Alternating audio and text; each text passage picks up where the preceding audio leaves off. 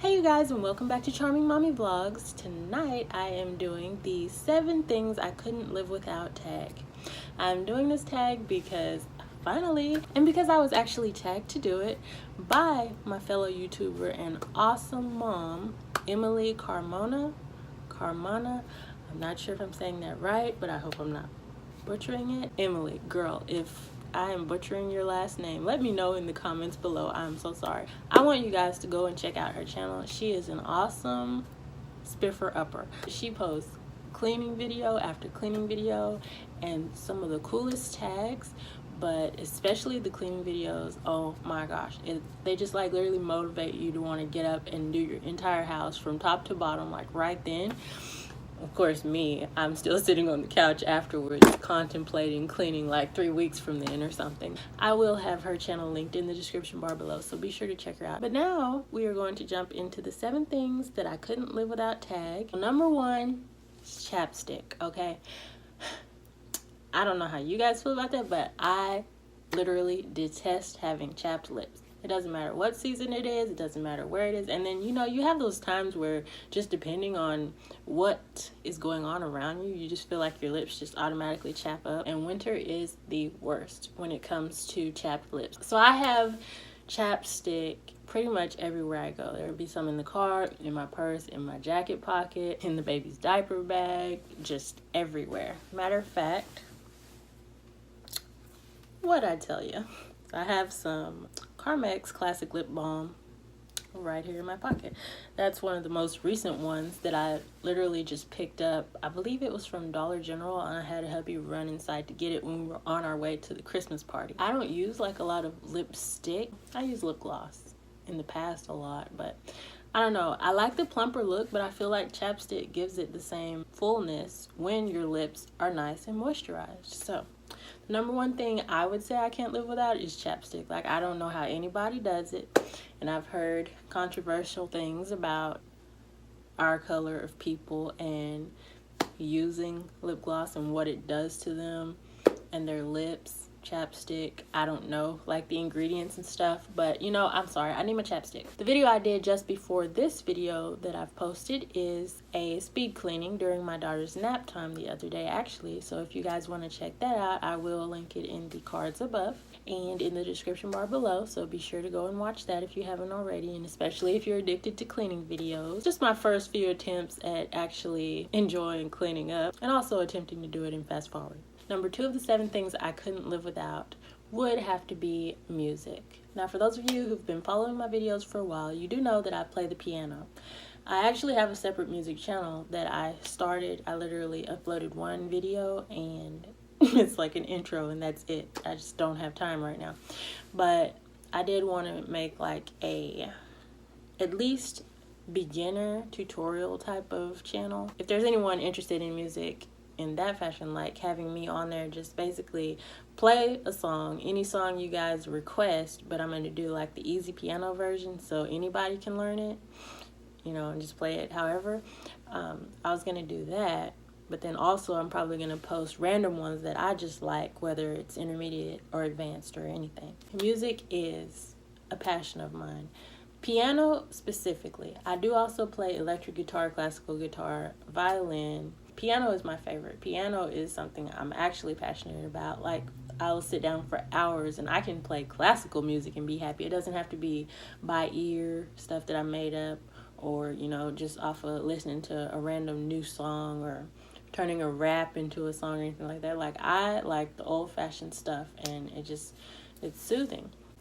But also, when I say music, I mean like listening to music. Like, I don't have a specific genre that I'm attached to when it comes to music that I listen to. It's just like, if there's a song that speaks to me that I really connect with, then that's just a song that I just probably would listen to 3 billion times before I get tired of it. Like when I heard Kesha's Come Back, I just couldn't stop listening to it for maybe like 2 months. But I also am offended sometimes when it comes to music, because I'll have like this specific meaning or visualization in my head for whatever I was listening to and what it meant to me, and then I'll go watch the music video and it has nothing to do with what I thought it had to do with, or you know, they were so into the artwork and creativity for the music video that you're just like, what does this have to do with the song? And it just messes up the entire view or take that you have on the music itself.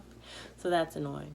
But yes, music is definitely something that I feel that I couldn't live without, because you know, you can have your moments where it just helps you in your day. But I mean, I really just, right now, I don't have time to listen to it the way I used to. I used to have Spotify, I had all that stuff, and you know, I just wanted music in my hand 24/7. I would fall asleep with the headphones in my ears. The third thing would be my camera. I know that it is a material thing, and I know that it is something that, you know, everybody doesn't have or probably see a need for. And you know, there are probably some people who aren't as attached to social media. I'm not that attached to social media. It's just that I really enjoy YouTube, and I really enjoy taking pictures, and I really enjoy posting pictures. It goes hand in hand. I really like memories that are visuals as well. Like, I remember when I was younger, I was just so into looking at the old family photos and the volumes of photos of myself, which I don't know where any of them are now, and I doubt that anyone else does either. You know, it's just meaningful to you as you go through life to be able to look back and see the part that you played in the lives of others before it meant as much to you, and then also those people in your life, and then yourself along the way. And it's just meaningful. So I'm really happy to be able to capture so much for my daughter to look back on, and also myself. I mean, I am that mom who will just sit there and be all in her emotions at the beautiful pictures. I'm sleepy. Technology has just come such a long way and is still evolving, but it's just really, really neat to be able to save and share moments and memories, and to be able to have them in your hand. Like that life print that I got for Christmas, I was so excited. I asked for that, but I didn't know that I was really gonna get it. It's that thing where you basically Bluetooth connect to your phone and print the picture or video right out into your hand. Number 4 would have to be the sun. Who can live without the sun? I mean, I know some people can, and I'm sorry, but it's just like, I need my vitamin D, okay? And it was really funny to me. I believe it was still kind of in the summertime where I read that I would actually have to stay in the sun longer in order to get the vitamin D that I thought I would just be getting by going outside in the first place.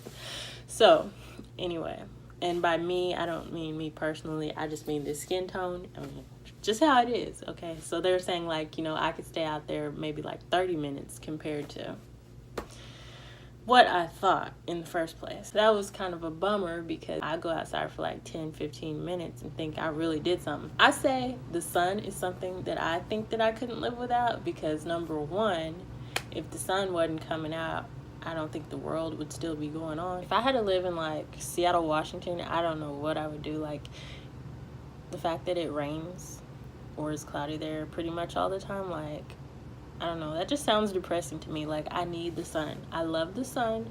I love the way it makes me feel, even if, you know, you're only like completely out in it for a short period of time.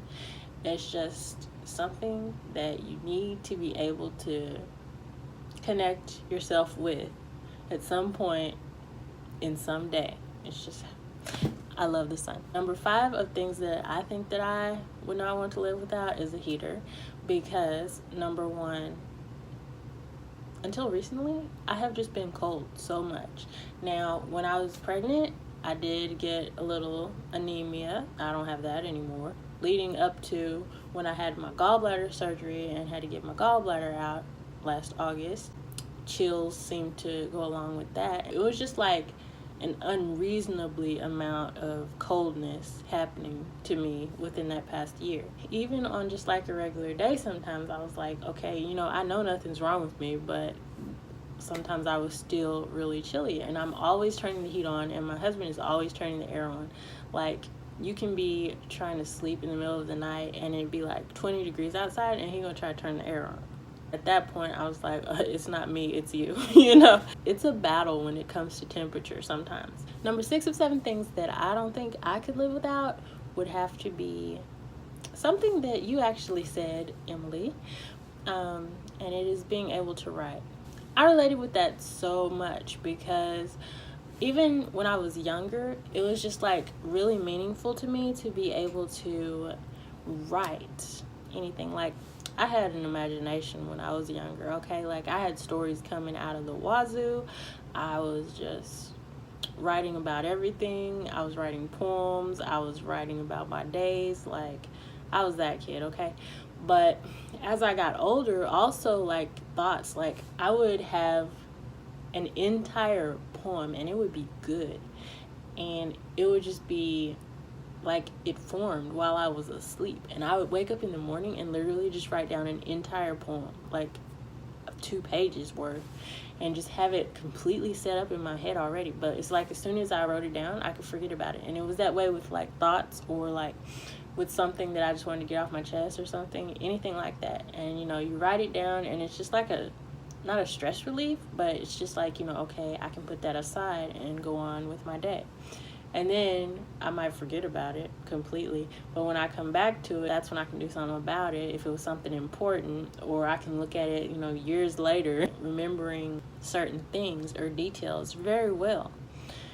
Also, when it comes to my grocery list, writing definitely helps, because I am that person who will just spend like a week creating a list to the T, and then I'll go to the store, not have it, and come back feeling so stressed because I spent money on stuff that didn't have anything to do with what I went there for. And I literally didn't know it because I didn't have my list until I got home. Also, like when I was in college, I was really into decorating planners and filling the planner up, and just something about writing, just like, it's like letting go. Now, I will say I haven't done it as much. All these apps on the iPhone just make it where you really just don't have to do anything but hold your own hand. Number 7, the last thing on the list of 7 things that I feel that I couldn't live without, is going to be water.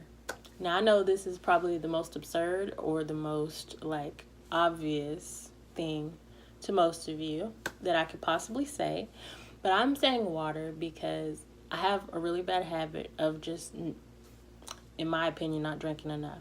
I feel like it would be so embarrassing to have to go to the hospital because you're dehydrated, when all you had to do was drink something that's not only free pretty much everywhere you go, except for that time McDonald's kept charging me 11 cents for a cup of water. Like, why? When I had that gallbladder surgery, like leading up to it last year, there was a point when like certain things that you look for in dehydration had happened up to that point of having to get the gallbladder out. And sometimes I think that contributed to that whole situation. Like, what if I had just kept drinking more water? I mean, I don't know. I am not a medical professional. When I was being discharged from the hospital after everything was over, one of the doctors was telling me I needed to start drinking 3 to 4 liters of water a day. Now, that's pushing it for somebody who felt like, you know, they didn't drink enough glasses. And then I kind of looked at her like, you know, are you serious? And she was like, well, 2 to 3. And then when I looked that up, like maybe a week later, 32 ounces is not that big a deal. Okay, that's 4 cups of 8 ounces, and a 32 ounce is just like a large cup at McDonald's. The other thing is that I think 32 ounces is like considered a liter. If I'm wrong, correct me in the comments below. But it's something not far off from that. So I was like, well, so I can just drink like 2-3 of these. So I hope you guys enjoyed hearing my list of 7 things that I could not live without. I tried to make them reasonable things. I mean, there were a lot of fluff things that I could have said and that I did consider. And then there were a lot of super sentimental things that I tried to choose from. But I wanted to kind of make this video light, but also realistic. So I hope you guys enjoyed this video. And if you are not subscribed to my channel, please go ahead and subscribe. Until next time, guys, I will see you in the next video. Bye!